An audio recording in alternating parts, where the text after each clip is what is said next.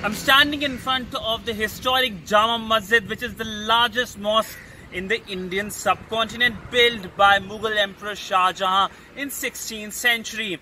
This was expected to be a bustling place ahead of the holy month of Ramzan, but absolutely no one present here, primarily because of the COVID crisis, a crisis of epic proportion. We know that authorities here in India have told everyone to stay inside and stay safer. In fact, the authorities have also told people to pray inside their houses. We know that when it comes to Ramzan, the prayers are done in the mosque, but the authorities have said that they can be done in the houses as well. In fact, the first prayer that will take place later in the evening today will take place inside the houses of people, not in the mosque. And you can see behind me the main road that takes you to Jama Masjid is absolutely empty, no one present here. And Ramzan is beginning. This part of the city, the old part of the city, Old Delhi, is completely bustling with activities. So many people present here usually because of Ramzan celebrations, but absolutely empty.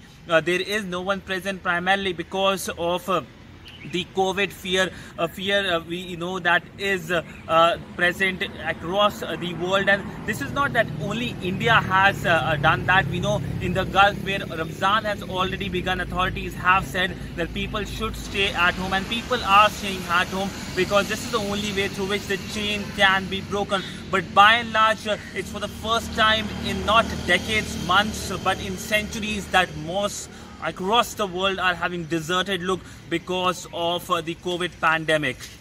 With video journalist